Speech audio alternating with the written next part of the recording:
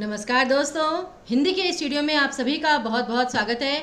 और आज हम एक ऐसा विषय करने जा रहे हैं जो कि बीपीएससी के पेपर में बहुत ज़्यादा मार्क्स कैरी करता है।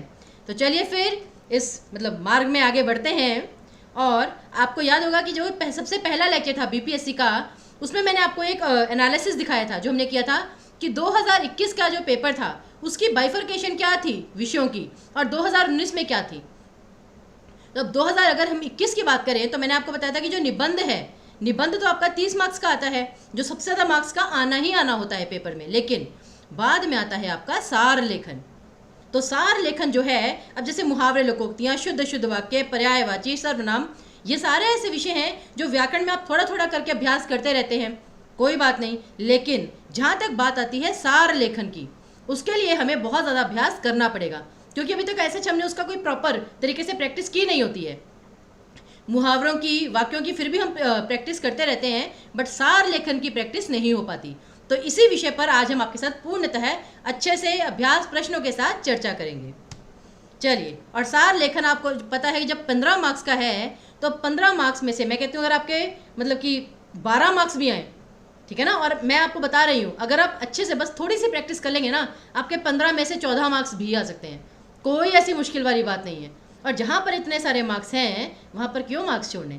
आप जानते हैं ना कि एक एक मार्क्स आपको हज़ारों बच्चों से कहीं आगे लेकर जा सकता है, तो एक मार्क्स भी क्यों छोड़ना। यहाँ तो 15 मार्क्स की बात है। चलिए, तो इस वीडियो में हम देखेंगे कि सार लेखन का मतलब क्या होता है, इसके नियम क्या होते हैं, इसका महत्व क्या होता है, सही और सटीक लिखने के तरीके क्या होते हैं सार को, और बाद में कुछ अभ्यास प्रश्न, क्योंकि जब तक हम अभ्यास करके यहाँ पर आपको नहीं दिखाएंगे तो सार लेखन फिर प्रॉपर तरीके से आपको नहीं समझ में आएगा। तो चलिए फिर प्रारंभ करते हैं। सबसे पहले तो सार का अर्थ क्या है। सार शब्द का अर्थ होता है तत्व, निष्कर्ष, निचोड़, संक्षिप्त या संक्षेप, छोटे में बताना। याद है 3 इडियट्स मूवी कि कहना क्या चाहते हो, कि इतना सब कुछ बोल दिया, 2 शब्दों में बोल नहीं सकते कि कहना क्या चाहते हो। कि तुम क्या कहते हैं कि बहुत सुंदर हो, तुम ना क्या कहते हैं जब भी देखती हो मुझे कुछ हो जाता है, ठीक है ना, तुम क्या कहते हैं कि बहुत अच्छे से बात भी करती हो। अरे सीधा कहो ना, तुम मुझे पसंद हो। 4 शब्दों में तुमने 3 पंक्तियां कह दी, 3 पंक्तियों की बजाय केवल 4 शब्द कह देते। तो ये बात होती है कि कहना क्या चाहते हो। तो यही होता है आपका सार। और पेपर में अगर आप देखेंगे तो अधिकतर 1/3 शब्दों में आपसे सार लिखने के लिए कहा जाता है। और 1/3 का मतलब ये नहीं है कि अगर कि आप ये पूरा जो पैसेज आपको दिया हुआ है आप उसके वर्ड्स गिनने लग जाएं कि भाई अगर क्या कहते हैं कि इसमें 200 शब्द हैं तो हम तो उसका भी 1/3 ही लिख कर आएंगे, 60-70 शब्दों के बीच में लिख कर आएंगे। कोई आपको ऐसा नहीं कह रहा, आपको ऐसा कुछ नहीं करना है। आपको सिर्फ एक अप्रोक्सीमेट, एक लगभग वो उसमें देखना है। जैसे कि अब पहली पंक्ति है, ये पूरे पैसेज की आप मान लीजिए, जैसे 1 2 3 4 5 6 7 8 9 10, आपने देख लिया कि भाई 10 शब्द हैं एक पंक्ति में, और उसी प्रकार से आपके 10 कॉलम है, कि अप्रॉक्सीमेटली आपको लग रहा है कि भाई 100 शब्द हैं, तो आप ये देखिए कि 30 शब्दों में आप अपना सार लिख दें। या फिर जैसे अगर आपको लगता है कि भाई यहाँ पे 8 पंक्तियाँ दी गई हैं, तो हम अप्रॉक्सीमेटली अगर 2 या 2.5 या 3 पंक्तियों में भी चलो ख़त्म कर देंगे तो काम चल जाएगा। तो बस ये वही करना है, और फिर वही जितना कम से कम हो सके। लेकिन इसका मतलब ये नहीं है कि आप कुछ छोड़ दें, और वो सारी चीज़ें हम अभी आपको बताते हैं। अब जैसे हमने यहाँ पर जैसे बहुत सारे स्टूडेंट्स को हम व्याख्या भी करवाते हैं, ठीक है ना। तो सार लेखन में और भाव पल्लवन, एक्चुअली क्या है, विस्तार को कहते हैं भाव पल्लवन। जब आप किसी चीज़ की व्याख्या करते हैं, डिटेल में व्याख्या करते हैं, क्योंकि पल्लवन का मतलब क्या होता है, जैसे नए नए पत्ते निकल रहे हो पेड़ों पर। जैसे बिना पत्तों के पेड़ क्या लगेगा, इतना सा। जब नए नए पत्ते निकलते हैं तो पूरा वो पेड़ फैल जाता है। तो यहाँ पर भी भाव पल्लवन का मतलब होता है कि जैसे आपने एक पंक्ति पढ़ी, या वो देखते रहते हैं कोई कोटेशन पढ़ते हैं आप, हिंदी की बहुत अच्छी लगती है आपको, तो उसे आप कितना लंबा उदाहरणों के माध्यम से विस्तार दे सकते हैं, कितना अच्छे से एक्सप्लेन कर सकते हैं, वो तो होता है भाव पल्लवन। कि जैसे आपको एक सूक्ति दी गई है, आपने उसका मूल भाव समझ के उसे पूरा डिटेल में एक्सप्लेन किया। वहीं जो सार लेखन है वो बिल्कुल उसका ऑपोजिट है, कि आपके पास सामग्री दी हुई है, आपको पूरा पैसेज दिया गया है, लेकिन आपको उसका मूल भाव समझना है और उसको बहुत ही छोटे में लिखना है। 1/3, जैसे आप ये देख रहे हैं, केवल और केवल 1/3, और यहीं से निकलता है आपका कि आपको केवल और केवल 1/3 शब्दों में ही उसका सार लिखना होता है। ये तो मैक्स है, मैक्सिमम। अब सार लेखन में आपको चीज़ें ध्यान क्या रखनी है, बहुत ज़्यादा थ्योरीज में नहीं है, लेकिन कुछ ऐसे महत्वपूर्ण बिंदु हैं जिन पर आपको ध्यान देना होगा। सबसे पहले तो जो आपका वाक्य है वो सुसंगठित, क्रमबद्ध और अर्थ से परस्पर जुड़े हों। आपके जो वाक्य हैं, जो सेंटेंसेस हैं, एक तो वो मतलब कि बहुत ही अच्छे से संगठित हों। संगठित होने का मतलब क्या होता है कि जैसे आप 3-4 पंक्तियां कह रहे थे, उसे अगर आपने एक पंक्ति में लिखा है तो ऐसा ना लगे कि आप मतलब ज़्यादा को एक वाक्य में लिखने के चक्कर में, ठीक है ना, आपने शब्द उल्टे सीधे लिख दिए, मतलब समझ ही नहीं आ रहा आपको कि आपने लिखा क्या है, ठीक है ना। तो इसलिए बहुत ही सोच समझ के जब आप 3-4 बार पढ़ेंगे ना, तब आपको थोड़ा आइडिया लगने लग जाएगा अच्छे से। फिर क्रमबद्ध होना चाहिए। ऐसा नहीं आप सार लिखने के चक्कर में पहले जो नीचे चीज़ है आपने पहले वो लिख दी, बाद में उसको एक्सप्लेन करने के लिए 1-2 लाइनें और लिख दी, वो चीज़ उतनी सही नहीं रहती है। एक क्रम होना चाहिए और अर्थ तो ऑब्वियसली जुड़े हों। वाक्यांश के लिए एक शब्द, ये बहुत महत्वपूर्ण कार्य करता है। अब जैसे कि वाक्यांश के लिए एक शब्द क्या होते हैं, एक वाक्य को जैसे एक शब्द में अगर आप बोले, जैसे जिस पर ऋण चढ़ा हुआ हो वो होता है ऋणी, जिसने अपना ऋण चुका दिया हो वो होता है उऋण। अब जैसे मैं कहूँ कि जो भी व्यक्ति कभी भी किसी भी प्रकार से, ठीक है ना, किसी का ऋण अपने पास रखता है वो हमेशा दुखी रहता है, और जिस व्यक्ति ने अपना हर प्रकार का ऋण चुका दिया है वो बहुत ही संतोष के साथ सोता है। अब ये इतनी 3 पंक्तियां शायद से मतलब कि इसमें हो जाती लिखते लिखते, लेकिन इसे मैंने सिर्फ एक पंक्ति में कैसे लिखा कि ऋणी हमेशा, जैसे कहते हैं कि बहुत ही ऋणी हमेशा व्यथित रहता है, वहीं उऋण व्यक्ति सदैव संतोष की निद्रा लेता है। इतने छोटे से में मैंने इतने सारा वाक्य जो है बड़ा वो लिख दिया। तो जैसे जिसने ऋण चुका दिया हो उसे ऋणी कहते हैं। तो ये जो वाक्यांश के लिए एक शब्द है ये आपका बहुत मतलब कि आपकी मदद करेंगे, सहायता करेंगे। फिर है सामासिक शब्दों का प्रयोग करें। सामासिक शब्द का मतलब क्या होता है, जैसे ये बना है समास। समास में क्या होता है, जैसे आप 2 शब्दों को जोड़कर एक शब्द बनाते हैं। अब जैसे एक उदाहरण मैं फिर इसका देती हूँ। जैसे मैं कहती हूँ कि तुम ना, मतलब जब भी मैं चांद को देखता हूँ ना तो बिल्कुल तुम्हारी ही याद आती है। तुम चांद ही जैसी गोरी हो, चांद जैसी सुंदर हो, और ऐसा लगता है कि चांद जैसी ही पवित्र भी हो। अब ये इतना कुछ बोला, इसमें मैं केवल एक पंक्ति लिख सकती थी, तुम तो चंद्रमुख हो, तुम तो वास्तव में चंद्रमुख हो। काम खत्म। चंद्रमुख का मतलब बिल्कुल चंद्रमा जैसा मुख है तुम्हारा, दैट्स इट। इतना लिखने में वो सब चीज़ें आ गई। आपको इसका मीनिंग एक्सप्लेन करने में अपना समय व्यर्थ नहीं करना है। चंद्रमुख से सामने वाला समझ जाएगा कि आप क्या कहना चाह रहे हैं। तो बस ये चीज़ होती है सार लेखन में, सामासिक शब्द, चीज़ों को जोड़ कर लिखना। फिर भाव और विचारों की पुनरावृत्ति छोड़ दें। आपको ना मतलब एग्जामिनर को पता है कि आप उस चीज़ को शॉर्ट में लिख रहे हैं, आपको बार बार अपना इमोशन एक्सप्रेस करने की ज़रूरत नहीं है। आप बता चुके हैं कि वो मतलब कि आपको बहुत अच्छी लगती है, कि मतलब चांद की उसमें सारी विशेषताएं हैं, कि चांद जैसी पवित्र है, चांद जैसी शुद्ध है, चांद जैसी कोमल है, ठीक है ना, चांद जैसी शीतल मतलब व्यवहार की है, चांद जैसी सुंदर है। आपने केवल एक चीज़ लिखी, चंद्रमुख, दैट्स इट। अब उसको कितने हद तक समझना है, कितनी गहराई से समझना है, वो एग्जामिनर का काम है। आपने अपना काम पूरा कर दिया। विशेषणों का अनावश्यक प्रयोग ना करें, यही बिल्कुल जो मैंने अभी समझाया। उपमा, दृष्टांत आदि अलंकार के प्रति मोह ना करें। अब इसका मतलब क्या होता है, जैसे उपमा अलंकार, उपमा अलंकार में क्या होता है, चांद सा चेहरा, झील सी नीली आंखें, ठीक है ना। तो अब इतना कुछ लिखने की बजाय अगर बाई चांस श्रृंगार रस में एक पैसेज दिया गया आपको कि तुम्हारी तो झील सी नीली आंखें हैं, चांद सा सुंदर चेहरा है, सागर सा गहरा मन है, इतना कुछ लिखने की बजाय आप केवल एक चीज़ लिख सकते हैं कि तुमने तो अपनी तुम्हारा बाह्य और आंतरिक सौंदर्य बिल्कुल प्रकृति की ही भांति है। काम खत्म। ये होता है कैसे उपमा अलंकारों को कम करना है। और दृष्टांत में क्या होता है, दृष्टांत उदाहरण। दृष्टांत अलंकार का मतलब होता है कि जैसे आपने बताया, पहले तो आपने कहा कि झील सा गहरा मन, या फिर ये उतना सही एग्जाम्पल नहीं है, जैसे मैं कहूँ कि एक म्यान में 2 तलवारें नहीं रह सकती, ठीक है ना। ये तो अपने आप में चलिए एक मुहावरा है, ये लोकोक्ति है जो अपने आप में अर्थ व्यक्त कर देती है, लेकिन फिर आपने उसे एक्सप्लेन करने के लिए ना एक और भी चीज़ लिखी कि इसका मतलब एक म्यान में 2 तलवारें नहीं रह सकती। बिल्कुल सत्य है कि एक पत्नी, ठीक है ना, अपने पति को किसी और महिला के साथ बातचीत करते भी नहीं देख सकती। जब आपने एक चीज़ शॉर्ट में लिख दी, उसे एक्सप्लेन करने की क्या ज़रूरत है। जैसे दृष्टांत अलंकार में ये भी होता है, जैसे कि मैंने आपको बताया था, आपने सामासिक शब्द का या वाक्यांश के लिए एक शब्द का प्रयोग किया, लेकिन बाद में फिर आप उसका मीनिंग भी एक्सप्लेन करने लग गए, तो ये तो आपने पुनरावृत्ति कर दी ना, डबलिंग कर दी। तो उसका वो चीज़ आपको नहीं करनी है, अवॉइड करनी है। शब्द जाल से बचें। फालतू में मतलब कि अगर आपको लगे कि ऐसा नहीं कि बस कठिन शब्द ही लिखने हैं, अब तो मैं समासिक शब्द ही लिख कर आऊँगा या आऊँगी, ऐसा भी कुछ नहीं करना है। जैसे भी आपका समझ में आता है, बस आपको कम से कम शब्दों में उस पूरे पैसेज का गद्य का सार लिखना है, चाहे कठिन शब्द प्रयोग कीजिए चाहे सरल शब्द। फिर सार लेखन का तरीका क्या है, ये आखिरी थ्योरी है। फिर हम अभ्यास प्रश्नों पर चलेंगे। जिस भी गद्यांश या पद्यांश का सार लिखना है उसे बार बार पढ़िए अर्थ ग्रहण करते हुए। ऐसा नहीं बस आप बार बार उसे ऐसे क्या कहते हैं सिर्फ पढ़े जा रहे हैं। जब आप पढ़ रहे हैं तो मतलब अर्थ ग्रहण करते हुए पढ़ना है, मतलब कि थोड़ा गहराई से पढ़ना है, लेकिन इसमें बहुत ज़्यादा समय भी नहीं जाना चाहिए। टाइम मैनेजमेंट आपको बहुत करना है, क्योंकि पेपर में समय तो लिमिटेड ही होगा। कठिन शब्दों के अर्थ अवश्य समझने चाहिए। अब जैसे जितना आप अभ्यास करेंगे आपको कठिन शब्द पता चलते रहेंगे, तो उससे आपकी नॉलेज भी बढ़ेगी, शब्द संपदा बढ़ेगी, और बाद में आप उन्हीं शब्दों का प्रयोग आगे जाके अपने सार में कर सकते हैं।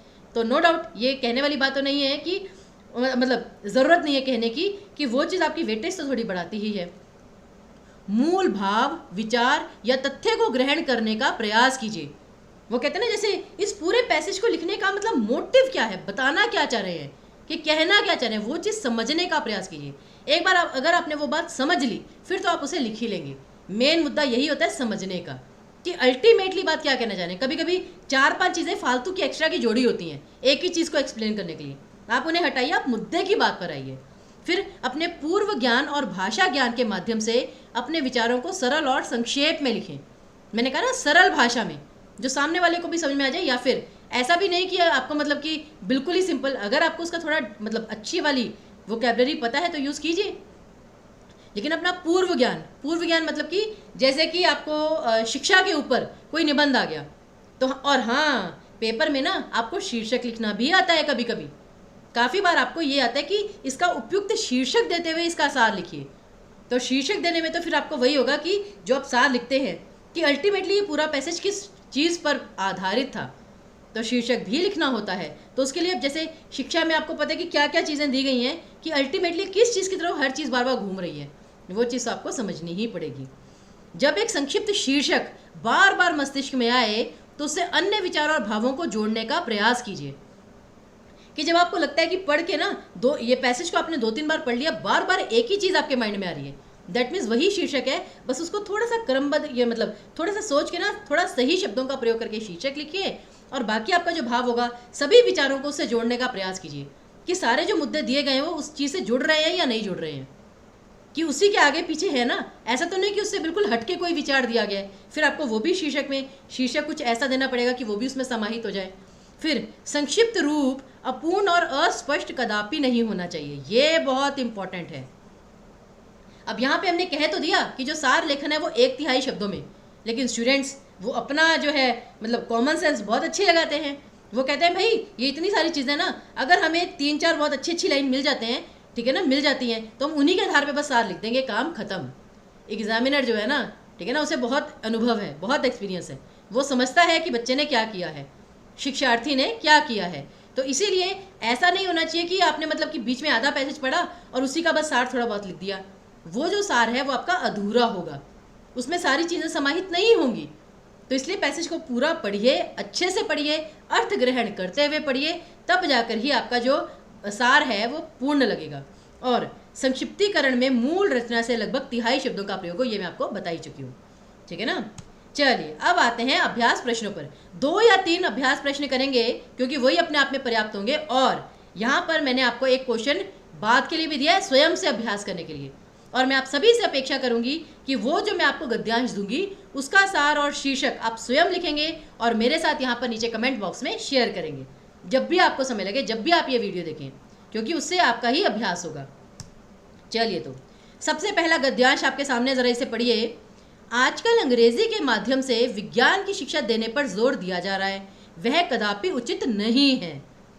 शिक्षा का ज्ञान, विज्ञान की शिक्षा, बेसिकली यहाँ पे विज्ञान की शिक्षा की बात हो रही है, और अंग्रेजी के माध्यम से उन्होंने कहा कि वो उचित नहीं है। विज्ञान एक व्यावहारिक विषय है। अब मेन चीज़ें अपने दिमाग में फिट करते रहिए, क्योंकि पेपर में हो सकता है आपको क्वेश्चन मार्क, जो क्वेश्चन पेपर है वहाँ पे आप मतलब कि ज़्यादा अंडरलाइन वगैरह ना कर सकें। तो विज्ञान की शिक्षा व्यावहारिक विषय है, फिर इसलिए इसका ज्ञान व्यवहार और अभ्यास से होता है। हिंदी को विज्ञान की शिक्षा का माध्यम मान लेने में कोई हानि नहीं है। अब यहाँ तक अभी आपको ये पता चला कि जो विज्ञान है वो एक व्यावहारिक विषय है जिसका अभ्यास करने की आवश्यकता होती है, और उसे अंग्रेजी में पढ़ाना इतना सही नहीं है, हिंदी में भी उसका ज्ञान दिया जा सकता है। विज्ञान को सही अर्थ में अनिवार्य विषय बनाना बहुत आवश्यक हो गया है। बिल्कुल, मतलब ये ज़रूरी है कि विज्ञान को कंपलसरी सब्जेक्ट बनाना चाहिए, क्योंकि इसका उपयोग प्रत्येक व्यक्ति के जीवन में है। हर चीज़ में हमें साइंस दिखाई ही देती है। इस उद्देश्य की पूर्ति के लिए हिंदी में विज्ञान की अच्छी पुस्तकों की रचना होनी चाहिए। यदि केवल अंग्रेजी में लिखी गई पुस्तकें विज्ञान की शिक्षा के लिए अनिवार्य मानी जाएंगी तो ऐसी दशा में बहुत से विद्यार्थियों को इस विषय में पूरा ज्ञान प्राप्त नहीं हो सकेगा। वे केवल विषय को रट सकेंगे परंतु उसका पूरा बोध उन्हें नहीं होगा तथा उनका दृष्टिकोण भी वैज्ञानिक नहीं बन सकेगा। क्योंकि वैज्ञानिक दृष्टिकोण तो आपका तभी बनता है जब आप चीज़ों को समझते हैं, उनकी गहराई में जा पाते हैं। तो बेसिकली यहाँ पे आपको क्या लगा, आपने पढ़ा, वैसे तो एक ही बारी में आपको समझ में आ गया कि बेसिकली बताया गया है कि विज्ञान एक व्यावहारिक विषय है जो हमारे सामान्य जीवन से जुड़ा है। यदि केवल हम उसे अपनी व्यावहारिक भाषा से नहीं जोड़ेंगे, हमारी व्यावहारिक भाषा क्या है, हिंदी, बट हम अंग्रेजी में पढ़ाते रहते हैं कि भाई वो तो वर्ल्ड वाइड बोली जाती है ये वो, लेकिन उसमें पढ़ाने का क्या फ़ायदा जब बच्चे सिर्फ रटेंगे, उसे समझ नहीं पाएंगे। और विज्ञान को पढ़ाने का बेसिक मोटिव क्या होता है कि बच्चों में वैज्ञानिक जैसी सोच बने, वो हर चीज़ की गहराई समझें। तो ये चीज़ है। अब इसका शीर्षक और सार कैसा होगा एक बार देखिए। वैज्ञानिक शिक्षा का माध्यम, ये है इसका सही शीर्षक, कि उसका माध्यम कैसा हो, किस आधार पर हो, ऐसा क्यों हो, ये इसका सही शीर्षक हो सकता है। और इसका सार, वर्तमान युग में विज्ञान की अनिवार्य और व्यावहारिक शिक्षा सरल और सुग्राह्य भाषा हिंदी में देने से विद्यार्थी ज्ञान प्राप्त कर ही वैज्ञानिक दृष्टिकोण अपना सकेंगे। देखिए, पूरे पैराग्राफ का एक छोटा सा निचोड़ दे दिया कि विज्ञान की अनिवार्य मतलब जो आपके लिए बहुत ही आवश्यक है, जो ज़रूरी है आपके लिए, तो वो भी लिख दिया हमने। और व्यावहारिक शिक्षा, ये भी हमने लिख दिया कि वर्तमान युग में विज्ञान की अनिवार्य और व्यावहारिक शिक्षा सरल और सुग्राह्य, सरल का मतलब एक तो ये हो गया कि आसान तरीके से बच्चे को समझाया जाए, जो उसकी समझ में आए, और सुग्राह्य का मतलब क्या होता है, जो एक्सेप्टेबल हो, जो मतलब हम आसानी से ग्रहण कर सके। देखिए, सु मतलब होता है आसानी से, जैसे हम कहते हैं ना सुगम मार्ग, सुगम मतलब होता है जहाँ पे आसानी से जाया जा सके, तो सु मतलब आसानी से, ग्राह्य मतलब जिसे ग्रहण किया जा सके, समझा जा सके, अर्जित किया जा सके, एक्सेप्ट किया जा सके। तो सरल और सुग्राह्य भाषा हिंदी में देने से विद्यार्थी ज्ञान प्राप्त कर ही वैज्ञानिक दृष्टिकोण अपना सकेंगे। तो देखिए, इतने थोड़े से में हमने पूरा सार दे दिया, बस ऐसे ही आपको करना है। आगे देखिए, यह देश हमारे पूर्वजों का परम आराध्य रहा है। उनकी सभी साधनाएं, सभी उद्योग, सभी कामनाएं देश को सुखी और समुन्नत बनाए रखने के लिए हुआ करती थी। इस प्रकार उनकी देशभक्ति चरम कोटि की थी। चरम कोटि मतलब जिसकी तरह अपनी चरम सीमा पर पहुंच गए हो, सबसे टॉप लेवल की। उनकी राष्ट्रीयता देश की मिट्टी और जल तक को परम आराध्य मानती थी। वही परंपरा आज भी रूढ़ी रूप में विद्यमान है। ठीक है ना, हम अब भी गंगा, यमुना आदि नदियों के पवित्र जल का पान करते और उनकी मिट्टी को श्रद्धा पूर्वक खाते हैं, किंतु इसके भीतर छिपे हुए रहस्य, इसके पीछे रहस्य क्या था, आपको ये नहीं कि माइथोलॉजी में डालना, आपको अंधभक्त बनाना। इसका मतलब था राष्ट्रभक्ति, कि आप अपने राष्ट्र का सम्मान करें। तो इसके पीछे छिपे रहस्य को नहीं समझ पाते, ये है मेन बात। देश को अखंड बनाए रखने के लिए हमारे पूर्वजों ने अपने देश की समस्त नदियों को तीर्थ या दैवी रूप में मानकर उनकी प्रतिदिन उपासना और स्मरण करने का धार्मिक नियम बनाया था। देखिए, ये होती है मेन बात कि ये जो हम नदियों को पूजते हैं, ऐसा नहीं कि मतलब जो लोग जैसे कि नास्तिक होते हैं, जो ईश्वर को नहीं मानते, वो कहते हैं ये नदी की ये सिर्फ कहानी है, ये तो सिर्फ फिक्शन है कि ये जो नदी है ये देवी है, हमें इसकी पूजा करनी चाहिए। जो हमारे देश के, जो हमारे पूर्वज हैं, उन्होंने ये नियम क्यों बनाया था? ये नहीं आपको अंधभक्त बनाने के लिए नहीं, कि जो मतलब कि हमें ईश्वर को मानना ही मानना है। उन्होंने ये राष्ट्रभक्ति के लिए बनाया था कि आप अपने देश की नदियों से भी प्यार करें, अपने देश के कण कण से प्यार करें, जो अब भी प्रचलित है। वेदों से लेकर काव्यों तक जितने भी शास्त्र हैं, सभी इस देश संबंधी एकता की नीति को धर्म के मतलब सभी में इस देश संबंधी एकता की नीति को धर्म का रूप दिया गया है। सभी में जितने भी शास्त्र हैं, हमारे वेद हैं, सब कुछ है। वेदों में भी क्या बताया गया है? अब जैसे आप एक उदाहरण लीजिए, जो रामायण है, रामायण में बेसिकली बताया क्या गया है कोई ये नहीं बताया गया कि आप प्रभु की भक्ति में लग जाइए। उसमें आपके चरित्र के बारे में बताया गया है कि आपको आपका चरित्र कैसा होना चाहिए, अपने माता पिता की आज्ञा का पालन करें, ठीक है ना। ये अधिकार को छीनने की बजाय समर्पण करना सीखें, बड़ों का आदर करना सीखें, मर्यादा में रहना सीखें, ठीक है ना, संबंधों को निभाना सीखें। तो ये चीज़ थी। हमारे पूर्वजों ने वेद और ग्रंथ किसी और तरीके से लिखे, किसी और उद्देश्य को लेकर लिखे, और हम उस चीज़ को, उसका महत्व जो है वो समझते ही नहीं है। तब इसी पर हमारा सार होगा। तो देखिए, हमारी राष्ट्रीय उपासना या हमारे पूर्वजों की राष्ट्रभक्ति, इन दोनों में से आप कोई भी शीर्षक दे दीजिए, दोनों अपने आप में उपयुक्त हैं। हमारी राष्ट्रीय उपासना, ठीक है ना, हम किसी की उपासना करते हैं, मतलब कि किसी के प्रति श्रद्धा प्रकट करना। और हमारे पूर्वजों की राष्ट्रभक्ति, वो भी आप लिख सकते हैं। और इसका सार अब कैसे होगा वो देखिए। हमारे पूर्वज देश की माटी और जल को आराध्य रूप मानते थे। गंगा यमुना नदियों को पवित्र तीर्थ मानना इसी भावना का परिणाम है। प्राचीन साहित्य ने भी इसी तथ्य की पुष्टि कर इसे ही धर्म कहा है। तो बस उतना सा उसका सार जो है वो दे दिया गया। अब आपको लगेगा कि भाई इसमें तो वो पीछे छिपे हुए भाव भी थे कि अब लोग इस चीज़ को समझ नहीं रहे हैं, ये है वो है। वो आपको गद्यांश में नहीं दिया गया, वो आपकी एक्स्ट्रा नॉलेज है, ठीक है ना। तो सार का मतलब क्या है, जितना दिया गया है बस उसे ही शॉर्ट में लिखिए, दैट्स इट। कोई अलग से आपको फिलॉसफी नहीं झाड़नी है। आगे देखिए, तीसरा एक और उदाहरण दे रहे हैं। ईश्वर ने इस सृष्टि में अनेक अद्भुत वस्तुओं की रचना की है। इस अद्भुत कृतियों में सबसे विलक्षण कृति है मूर्ख। ओ माय गॉड, अब ये तो बिल्कुल ही डिफरेंट तरीके का गद्य आ गया। विलक्षण क्या होता है? विलक्षण मतलब बिल्कुल अनोखा, अद्भुत। तो ये आपका एक कठिन शब्द आ गया। लेकिन अब जैसे व्याख्या में क्या था कि आपको कठिन शब्दों का अर्थ भी लिखना होता है, सार में ऐसा कोई नहीं कहा गया।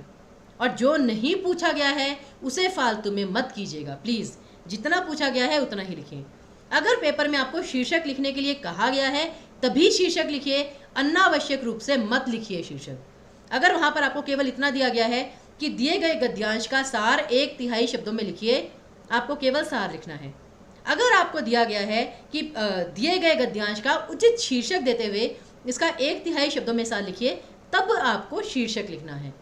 वही जितना पूछा गया है उतना काम कीजिए। एक्स्ट्रा लिखेंगे तो मार्क्स कटवाएंगे ज़्यादा। अब तो इन अद्भुत कृतियों में सबसे विलक्षण कृति है मूर्ख। जैसे जल में गीलेपन का गुण होता है, उसी प्रकार मूर्ख में मूर्खता का।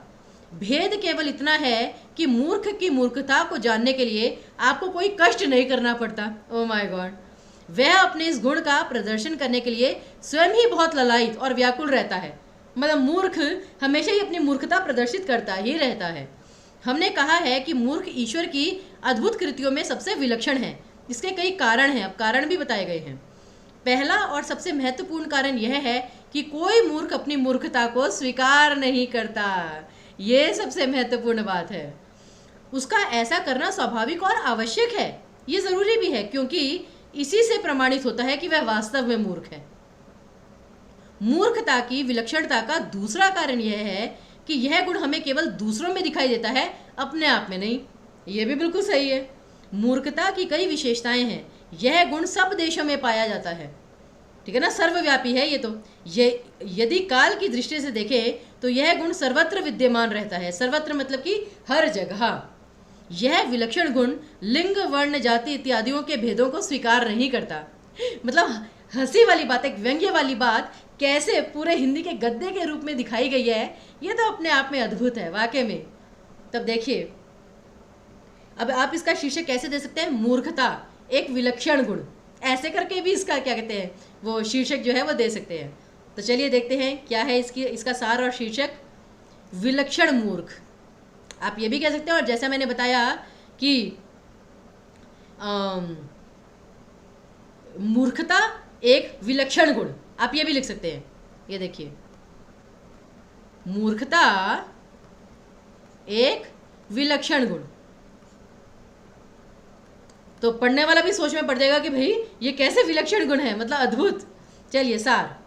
मूर्ख व्यक्ति जाति, देश और काल की सीमा से परे होते हैं। देखिए, वो जो आखिरी की 3-4 पंक्तियां थी, एक पंक्ति में सीमित कर दिया। वे अपनी कमियों को अस्वीकार कर परदोष ग्रहणशील होते हैं। पर दोष का मतलब क्या हुआ, पर मतलब होता है पराया, यानी कि दूसरों को दोष देने में बिलीव करते हैं। ग्रहणशीलता मतलब कि अपने दोष को अस्वीकार करते हैं और दूसरे के दोष को ग्रहण करते हैं। उनके क्रियाकलाप उनकी मूर्खता के परिचायक होते हैं। परिचायक मतलब जैसे पीछे कहा था ना कि उन्हें प्रमाण देने की आवश्यकता नहीं होती, वो अपनी मूर्खता को प्रदर्शित करने के लिए हमेशा लालायित रहते हैं। तो उन सारी पंक्तियों को एक पंक्ति में सीमित कर दिया कि उनके क्रियाकलाप मतलब जो वो काम करते हैं, जैसे काम करते हैं वो, या जो भी अपने लक्षण दिखाते हैं, कि उनके क्रियाकलाप उनकी मूर्खता के परिचायक होते हैं।